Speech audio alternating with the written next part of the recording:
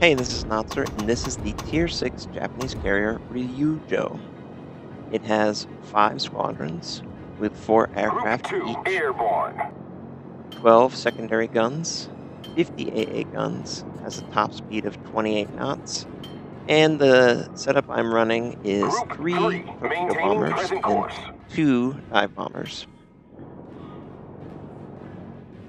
The map is Hotspot, and as a carrier on Group 4, Hotspot, airborne. you have to understand that you're going to spawn in range of the enemy, and that they will be looking to kill you as quickly as they can.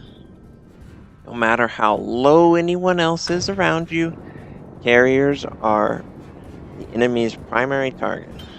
So you have to hurry and find cover or increase the distance so the enemy will not be in range. So I've sent out my squadron, obviously. As a Japanese carrier, your advantages are you can do more potential damage to ships, and you can rearm quicker. So here's an enemy carrier. He's not moving right now. So initial automatic drop, but since he's not moving, I set up a manual drop with both my dive bombers and my torpedo bombers. And you notice that the manual drop has higher accuracy with both dive and torpedo. And of course he notices my aircraft and he starts moving. Group 6, so I have to go to automatic, Taking which is fire. less accurate, but it's more Group consistent 2, we're under when the enemy's attack. moving.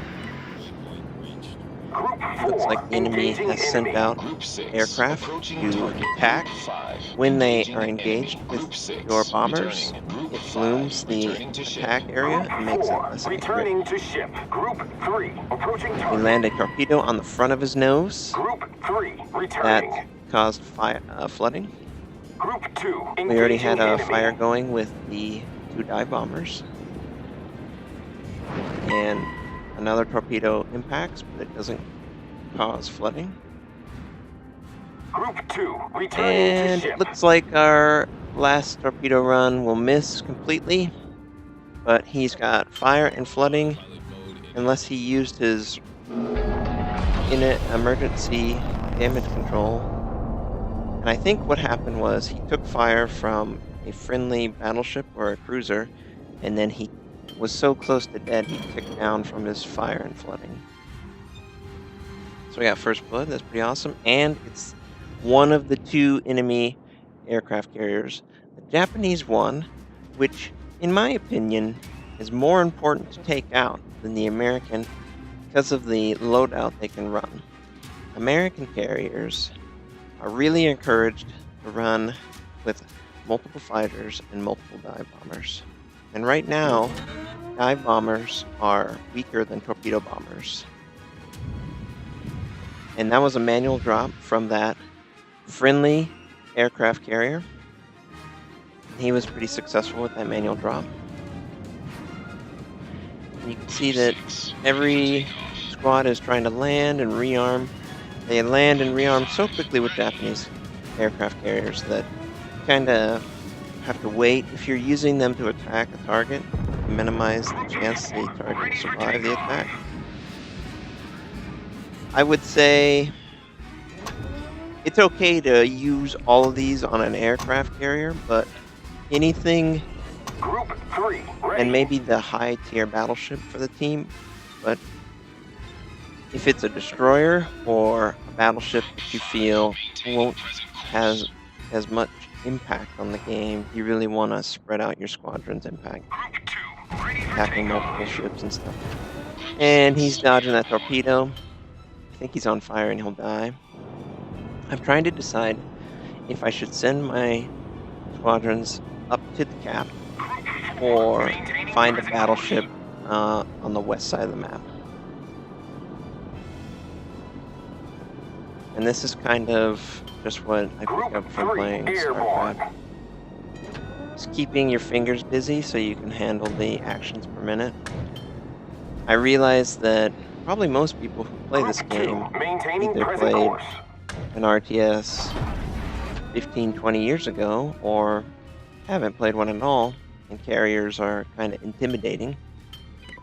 But it's a different perspective. It's gives you some variety in the game, and it's enjoyable for someone like me who really enjoys StarCraft.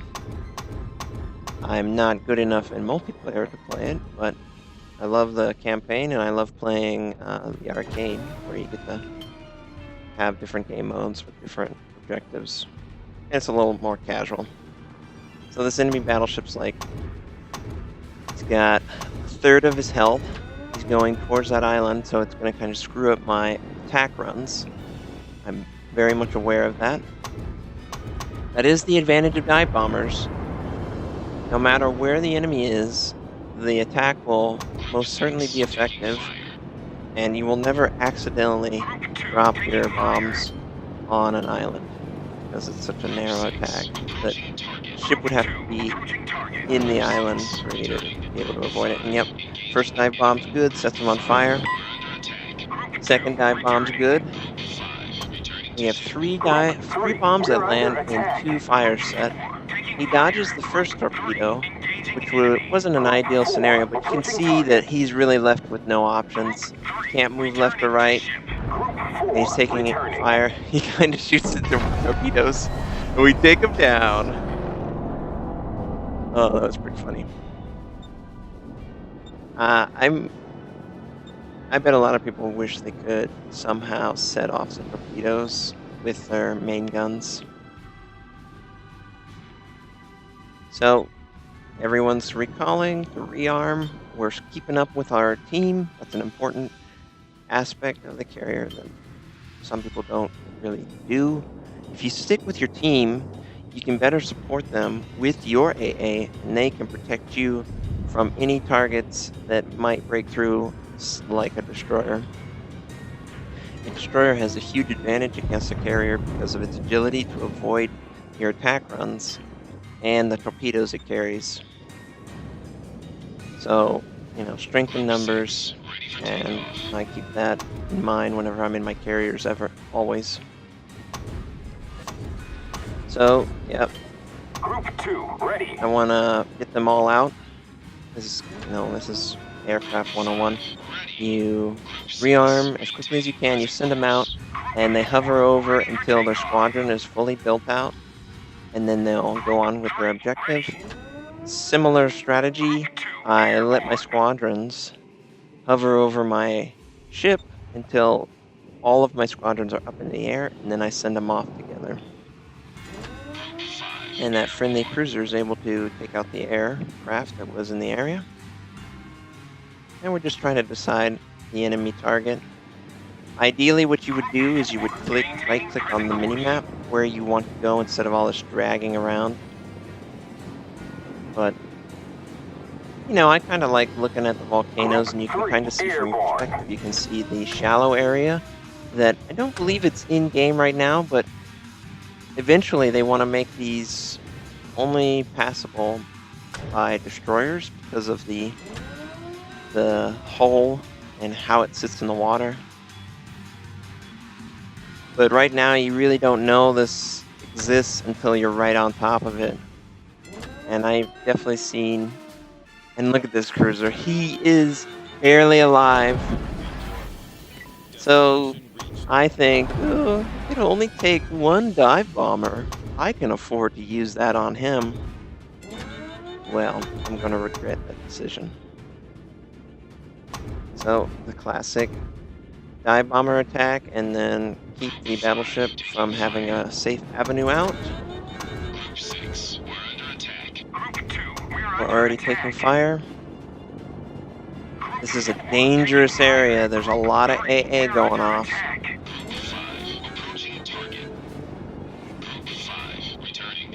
And yep, you can already see it bloom. That means the the cruiser has chosen to use defensive fire. Defensive fire influences the accuracy, just like fighters do. And that bombing run misses completely. Our battleship run is more successful, though. He's sailing over the shallow area. In a couple patches, he won't be able to do that. He'll basically run aground. Autopilot mode enabled. But hopefully they'll have better indicators on the map of the shallow area where they Maintaining present can't course. pass. Group 6, ready for takeoff. So, yep, we've got kind of a staggered approach now. We got a torpedo and a dive bomber that are basically fully armed. Group 6, And we can send them out while the 3 that we used to attack the battleship can come back and rearm. And it's a close game. We have equal ships, both in type and number. And I'm just hoping that that friendly cruiser on the west side can kill him.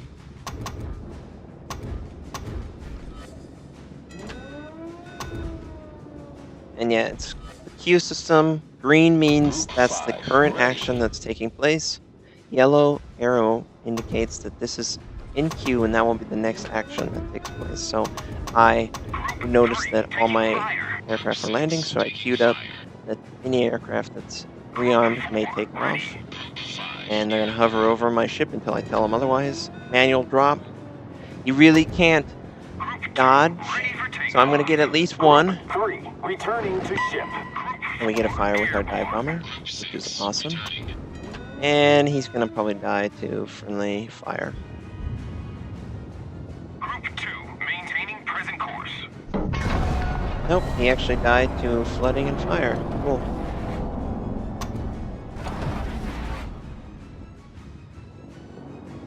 So we send out our 3 squadrons that were used on the battleship prior.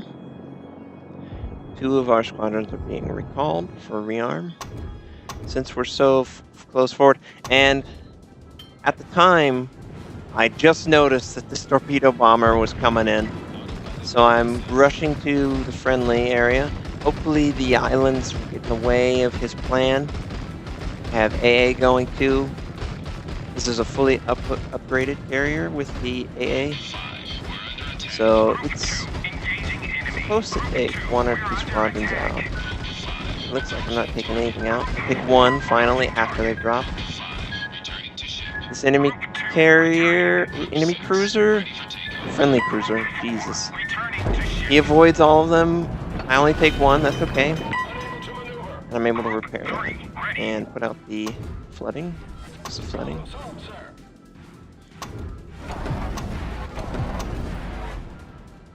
We apparently had maybe 1 or 2 successes with the 3 squadrons. So we're going to send out the 2 that we're rearming. Group 6, And hopefully we can present land course. and kill this guy. And we have a good angle for manual drop. Oh, he gets detonated. That works. That was a big shot. There was no ammo rack detonation, but they were able to kill that ship from something like 1/4 of his health in 1 salvo. Autopilot mode enabled. Group 6, standing by for instructions. So there's just an enemy carrier left on the map. He's pretty far away.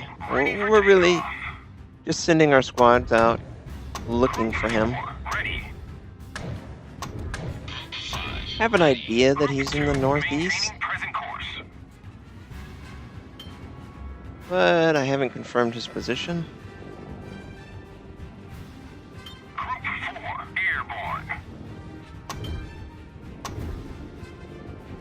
But yeah, this is a great example of finding a isolated target, doing consistent damage to him, and either killing him through the dots, both the flood dot and the fire dot, damage over time, or killing him outright with a torpedo run. And yet we found this enemy carrier. He's up against the north border.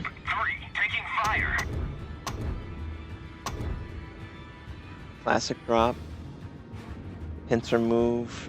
And yeah, I see him turning, so I'm adjusting. Group 6, taking fire. Always adjusting. Group 3, engaging enemy. And this drop looks good. Engaging enemy. It takes out one of our squadron though, so it's only 3. Group 6, Our bombs are ineffective. They don't set them on fire. Group 2, we are under attack. One torpedo lands. Again, no flooding cause. 5. We're under Flooding also makes the ship move slower. So it's a really good debuff. Group 2, approaching target.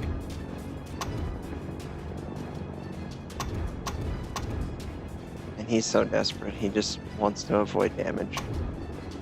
Group 2, returning to ship. It doesn't look like any of these attacks are going to be successful, though. taking fire. Oh, he finally set him on fire. But the squadron's basically dead. Only 2 left. And I keep adjusting it, like, just out of its reach. It's trying so hard to drop. And will it drop? He's looking to drop. Wow. AA. Pro AA right there. Destroyed. Oh, the AI. Wow. Alright, well, we're going to cap out. That's okay.